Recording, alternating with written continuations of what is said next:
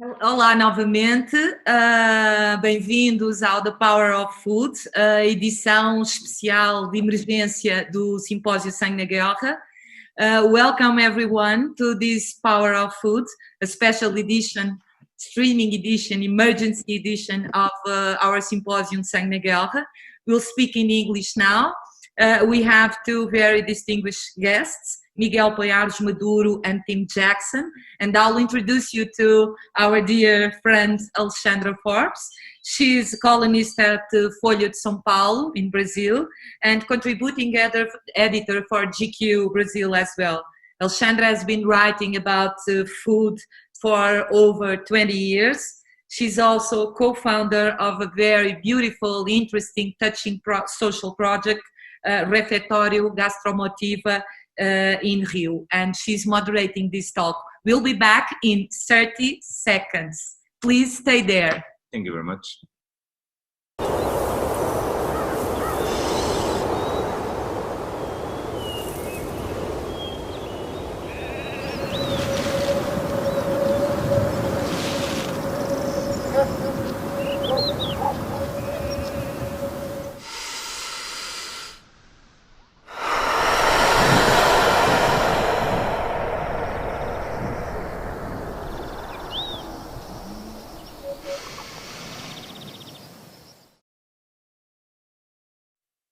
Welcome again. Welcome. Alexandra, this is your talk. Please, I'll let you introduce our guests. Thank you, Alexandra. Hello to everyone. It is a great honor and privilege to introduce to you today our two speakers. Tim Jackson is one of the most renowned British economists and the author of the controversial book, Prosperity Without Growth, which was the culmination of his work as Economics Commissioner on the UK Sustainable Development Commission. He is the director of the Centre for the Understanding of Sustainable Prosperity. And for 3 decades, he has been exploring the moral, economic, and social dimensions of prosperity on a finite planet, as it is finite. With a deep knowledge of the economics of the food system, particularly in the UK, Tim is the director of the Centre for the Understanding of Sustainable Prosperity and chairs an advisory group that published in 2019 a 10-year plan showing how the UK could transition to a sustainable food system with more government support for healthy produce. And Miguel Poiares Maduro is a Portuguese academic and politician. He was the Portuguese Minister for Regional Development from 2013 to 15, being responsible for creating the Portuguese Gastronomy National Day. He was one of the most enthusiastic promoters for the Manifesto for the Future of Portuguese Cuisine, launched at Sangue na Guerra in 2017.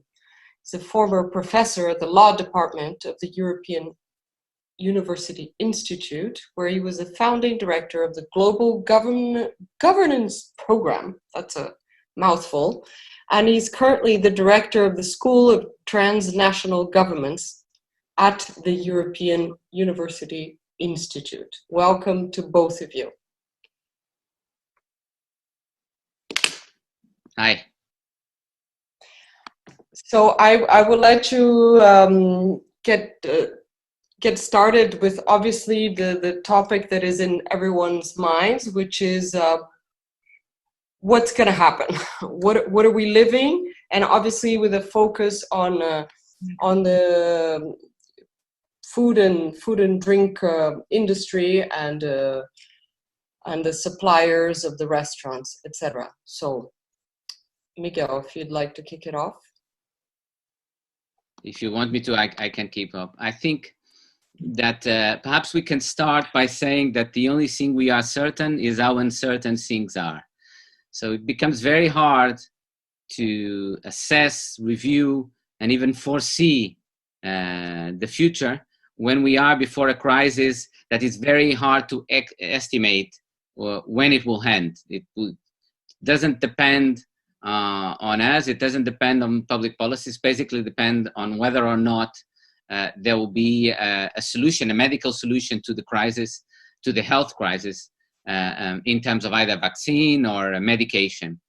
And until that is so, we do not know how long this crisis will last, the health crisis will last, and therefore how long the economic and social crisis will last.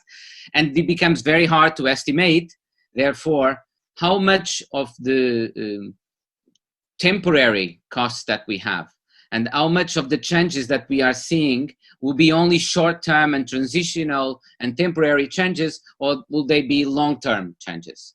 Well, that's a great point, because it depends on who you ask. These effects, are they temporary or long-lasting? And I think that Tim has written about the effects of recessions for, since, I don't know, when was the first time, Tim, that you've tackled this topic, but it has obviously very negative impact on many things, but it has all sorts of different consequences, and sometimes, surprisingly, a couple of perhaps positive consequences. So, Tim, I'll let you tell us how you feel about recession and the depth of this specific recession, and what we can expect, good and bad.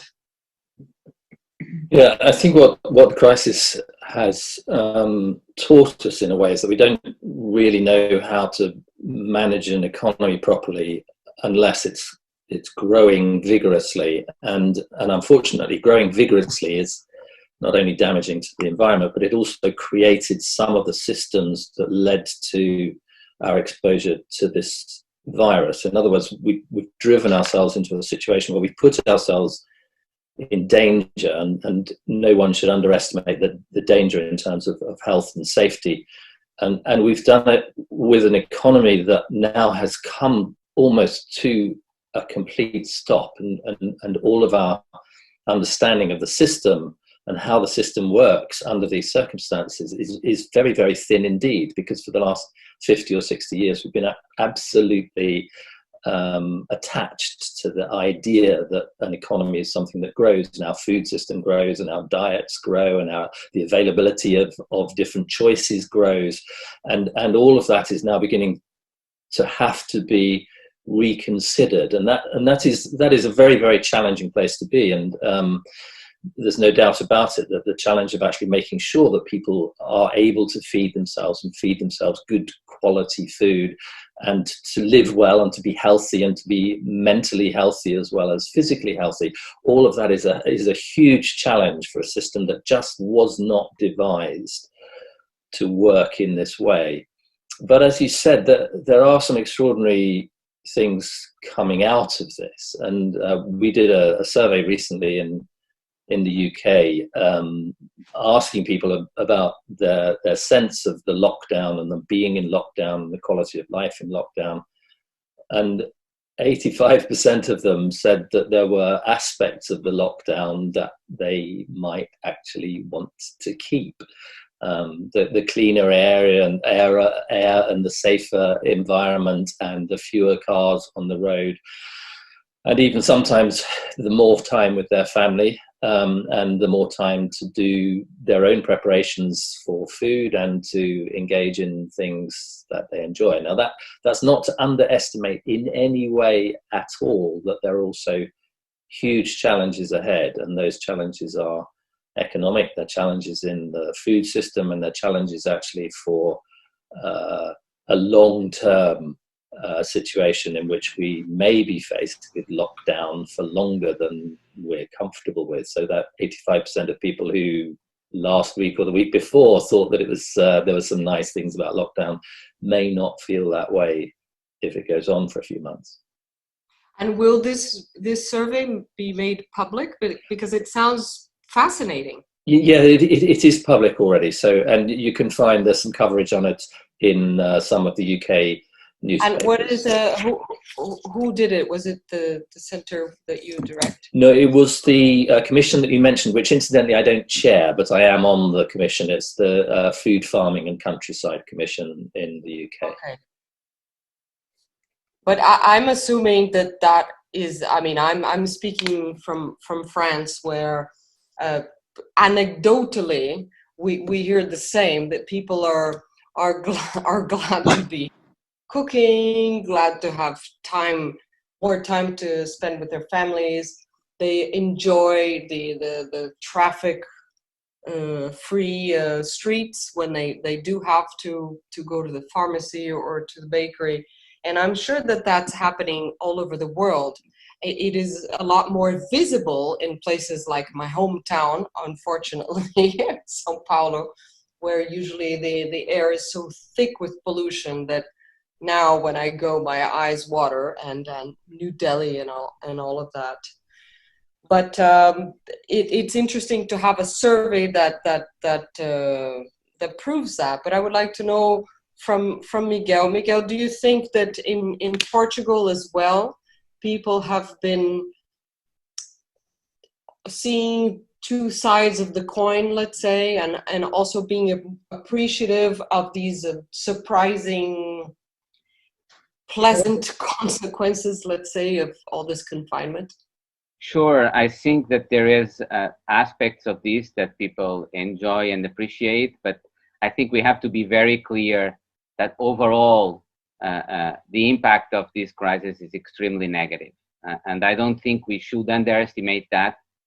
And I think we have to be very careful, because I am an academic, I have my job protected, I have my income protected, I work from home, I have a nice home. Now think about the homeless people that suddenly don't have a network of protection as they had before. Think about all those that have already lost their job. I mean, even in my family, I have two of my nephews have already lost their job, and they are in a family that somehow can protect them. So I think we have to be very careful not to present an idealized vision of what this crisis means and it will mean, independently of the positive side effects that it may have in some respects. And we should certainly learn from those positive side effects. And one of them is, for example, home working, remote working. I mean, we might end up learning, and this might be one of the long-term effects, we might learning that in some professions that actually makes us not only improve our quality of life, but actually makes us more efficient, more productive, because we save time that we'll spend in public transport or traveling on business. And therefore, we're not only more productive, but we are better for the environment. So that's a positive side effect.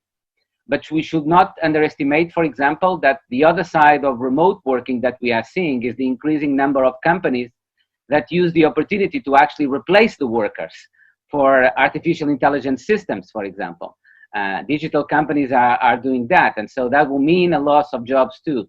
So we have to find a balance, and we have to be careful on the assessment that we do of this. I think that there are many ways that this can alert us to positive things that we can draw the lessons, but we should not present an idealized vision of this crisis. The other thing I believe it's important, and that this could teach us, even a positive thing, such as in the dimension of sustainability and the environment, is that that is something that is common to the pandemic, that is common to the environment.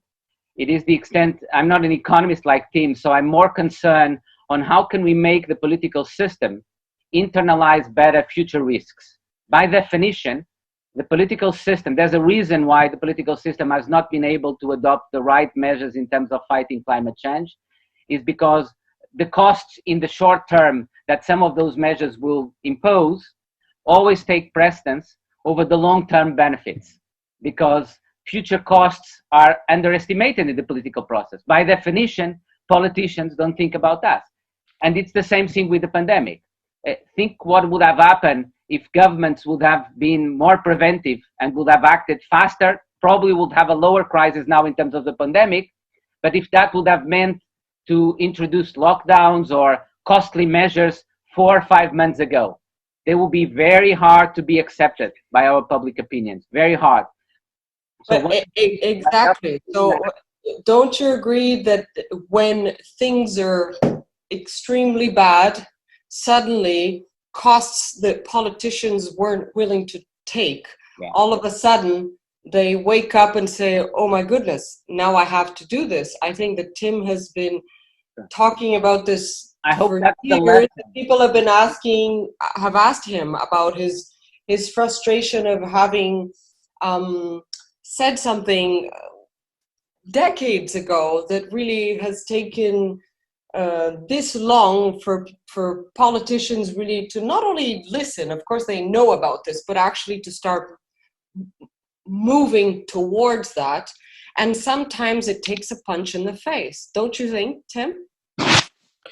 Yeah. I mean, first of all, I absolutely agree with Miguel that we shouldn't present an idealist picture, and those 85% of people who think their life is, better now, or that there are things that they'd like to keep, that is a very, very short-term view. And if the crisis goes on for a long time, the economic and social impacts will be enormous, and they will largely be enormous because we have no idea how to make our economies work in this kind of situation. And I suppose that's the point that you're driving at, Alejandra. That's the sort of blindness, the short-sightedness of the kind of economic system that we've had, which has simply chased after the target of a bigger economy, and a busier economy, and more goods and services, and a more degraded environment, without ever thinking what might happen when that stops. And now it's stopped. Exactly. So there's a, I mean, it isn't at all a trivial situation to be in, but it is one that we should have thought about before. We should have thought about the resilience of our food systems. We should have thought about the resilience of our health systems. Actually, we've spent at least the last decade since the financial crisis more or less running both those things down. So we find ourselves totally unprepared for a situation, actually, where the most important people in society, as we now discover, have been left behind. They have had the lowest wages. They've been thought of the least. They have not been protected. They haven't been invested in. They're part of a part of society that has been, if you like, disenfranchised and deemed as unimportant. So the people who are working in Amazon and delivering things, the people who are working in the fields to make sure the food we have, the people who are working in supermarkets that distribute the food to us, all of these people have been amongst the least regarded people in society. And now all of a sudden we discover that they are the most important people, outside, of course, of the health workers, who also have been left behind and poorly recompensated for their wages, and having to struggle in situations where there is chronic underinvestment for years. And there is a sense in which, I think Miguel is possibly right, that under the chaos that's caused by the situation, we may be looking at the danger of increased AI, increased robotization, increased automation that takes away people's jobs. But I certainly hope that the opposite is the case, and that actually we would begin to understand that there are certain tasks, certain really important tasks on which society depends, on which our welfare depends, on which sustainability depends, tasks that we cannot do without, people that we cannot do without, and that we begin to set in place a kind of economy that protects those people, in which those people are really the heart of our economic system. And that's a huge opportunity if we take it. But coming from a country that is as unprepared as can be, Brazil, and having spoken yesterday to my friend another Miguel Garcia, who directs 11 hotels in Portugal, including the Tivoli on Avenida Liberdade,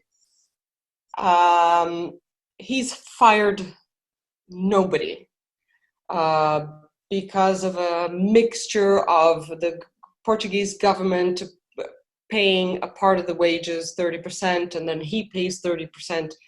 He is incredibly proud of the health system in Portugal. He is he's told me, and again, I have not checked this information, but that the health system has never gone over the 60% capacity.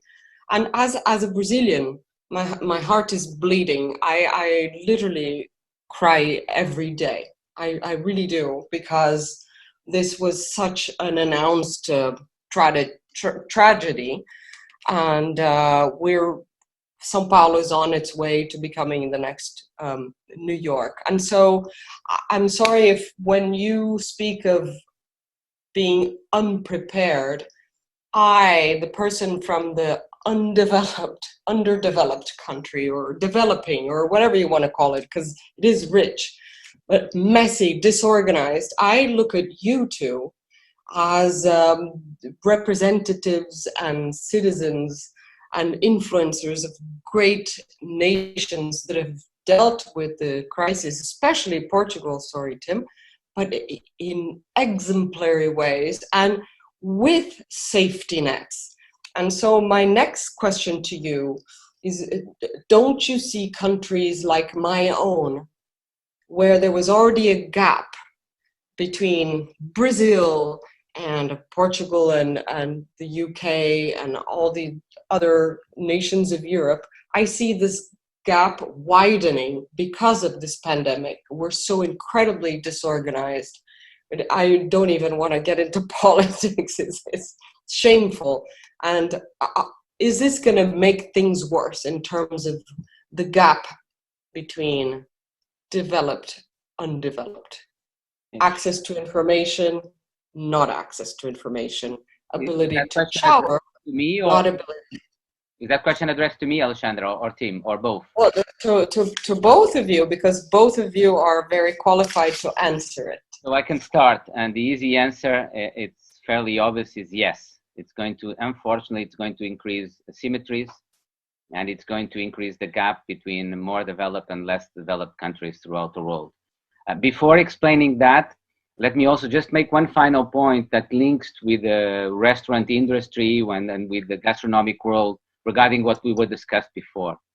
I think one lesson that I would hope to be taken out of this crisis, and actually because of the fact that this crisis has disrupted some of the traditional distribution chains, that has led some restaurants, some chefs to work more with local producers and local products, and with less used products, and therefore products that sometimes are more sustainable than it used to be the case. This is not something necessarily new. You already know, even in Portugal, we have many people from João Oliveira in the Algarve to João Rodrigues here in Lisbon, many other chefs. Our top chefs were already doing a lot of work in that respect, and taking the lead in demonstrating, and that I think that's what the role of important chefs is, to demonstrate to the rest of the world, to the rest of us, that even product, for example, a fish like mackerel, that is not under threat as other fish is, can provide you a meal as good as more well-known fish such as tuna, but that is in threat, that is more under threat. And I think that if that trend, and I think this crisis may be reinforcing that trend, and that will be something positive, a positive lesson that we might heard for the future. More sustainable food processes and in the restaurant industry. Maybe that's something that we learn. Regarding what you said and the problem for developing world, I think there's two issues on what you're saying. The first one is how these different countries have reacted to the crisis. Now, I would say in Portugal, we have reacted reasonably well. That's what the data says too. We are basically on the average of the European Union. We were lucky enough in Europe to be one of the last countries to suffer a contagion. So to some extent, we could see the future ahead of us, and that allowed us to take measures before others took them in terms of the development of the pandemic. And unfortunately, what this highlights is that the weakness of institutions in some countries and the weakness of the health systems in developing countries is likely, as the virus will progress throughout the world, cause much more damage than it's causing in developing countries. Even what we have seen in Italy and in France is, I fear, nothing similar to what we will see in some developing countries once the virus, probably by the climate connection to, will develop and will progress exponentially in some of those countries, as we unfortunately are seeing in Brazil. Then the other thing is the economic and social impact. And I think that we are really seeing in emerging markets and in less developed countries a huge economic problem that is breathing in those countries. And even because those countries will be severely impacted by the lower demand in more developed countries, and this will then impact on us and in the rest of the world. And I hope that the more developed countries will realize that the selfish approach is not the right way to go about this, that this interconnected world also puts us into a moral interconnectedness and puts a moral responsibility on our part with regard to the rest of the world. So I hope that we will understand that is not only our moral responsibility with respect to those countries, but also actually in our own self-interest to prevent a tragedy from occurring in those countries, as I fear that we will see. I think that we'll have a huge crisis in developing countries, but we'll have an even worse crisis in less developed countries. And what I fear is that because of the crisis in our countries, that will be less willing to intervene and support what will happen in those other countries. And this will end up being a cost for ourselves too. Thank you. Tim, moral responsibility. Are people really gonna Yeah, care about poor countries and how they're dealing with this when they're in trouble themselves? Yeah, yourselves. I think that there will be, I absolutely agree that sense of moral responsibility is something that needs to be kind of protected. And I do think we see some signs of that. I feel for countries like Brazil, absolutely. I also feel for my own country, because actually we weren't as prepared as we might have been. We didn't take measures early enough. We did preference the economy over the safety of people. We weren't prepared in terms of the protection of frontline forces in the way that we should have been. We're still not. And actually we may end up well above the European average exactly because of that in terms of the impacts of the crisis. But also I'm not sure that it's entirely as straightforward as between developed and developing or poorer countries, because there are some poorer countries that actually have done rather well at containing the crisis. And it seems to me that they've done so because they have more Brazil isn't poor, it's resilient economies, and they have better social values, and they look after the parts of the population and the parts of the workforce in ways that some of those more selfish economies have failed to do. And so that idea, in fact, that actually we have to go beyond selfishness, we do have to cooperate, we have to have responsibility to those countries where it's happening worse, that emerges as a very, very clear lesson. And I think we see some signs of it happening. The cooperation, for example, between the health systems in different countries has been absolutely extraordinary and very encouraging to see. Sorry, guys, I have to interrupt you. We have some questions here from the audience to you. One of them is from Filipe Freitas. Thank you, Filipe. Thank you so much for being with us. And Filipe asks you, how could we reshape the new supply chain for this new normal? Who begins? Okay, I mean, just a little example of that. It was an extraordinary moment when restaurants and cafes and pubs and hotels were all closed down here in the UK. And at the same time as there were shortages in supermarkets because people were bulk buying and storing and hoarding all kinds of commodities, there were warehouses full of those same commodities because they were no longer supplying cafes, hotels, and restaurants. And so it's kind of blindingly obvious in a way that those supply chains have to be more flexible. They have to make sure food is where it's needed in whichever situation we find ourselves in a social distancing situation or a situation of a kind of expansive hyper-socialized economy. And again, this was a point I think that Miguel raised right at the beginning. Actually, some of the most resilient of those supply chains are the ones that are local, that take into account local supply networks, that supply local farmers and local markets, and the ability to move from a just-in-time supply chain system where you have food locked up in warehouses while people don't have access to it in supermarkets is ridiculous in those circumstances. So we do have to make those supply chains more resilient, and probably that does mean a little bit more localized than they have been in the past. Mm-hmm. Doesn't the localized mean pricier? Isn't that easier for high-end chefs that can actually work with smaller producers? I mean, what about the mom and pop, burger joint around the corner? So it sounds lovely, but there are people that have bought, that don't have a lot of money and they need to serve a lot of French fries, and McCain's is a lot easier than the lovely potato farmer. And so what do you do? Well, that's a kind of a deeper, broader, slightly uncomfortable question. In the Commission, we looked at the question of food prices actually quite carefully, and it seemed to us that you don't solve the problem of providing decent food at an affordable price by trying to cut price all the time. You solve it by looking at the inequalities that gave rise to the fact that many people are in food poverty to start with. I mean, the rise in food poverty, even in a developed country like my own, is absolutely appalling over the last decade. But does that mean that you don't pay properly, a lot of people properly along the food supply chain? And one of our case studies, and it was really horrible to see, was looking at people working in the food supply industry who could not afford to buy the products from the industry that they worked in and had to resort to food banks in order to feed themselves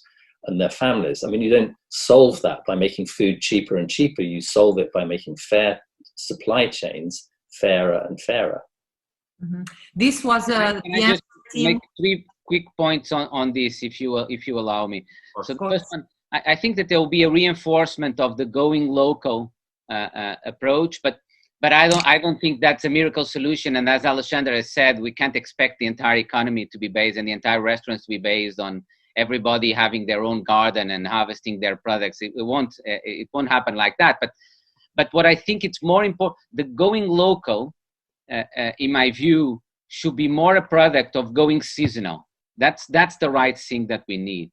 And that's where chefs and restaurants and people from the food industry and the food culture maybe help them.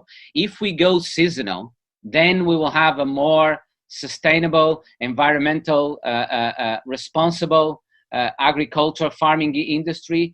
And that part of that is going to be that in some respects we go local, but not only that, but I think the real important thing is that let's go seasonal, and that's something we can teach to people. And that's eating better, eating more sustainable, and with more added value for those that produce this food. And part of that will then also be fighting with food waste. And I think that the kind of reorganization that we see in some respects of how what is done with food at the moment might be used and might be useful to fight food waste in the future. And the third aspect is a closer relationship throughout the distribution and production chain. So, for example, chefs, those in restaurants, those who have a closer relationship with producers. This leads them to engage more closer, and that's going to be a positive effect too.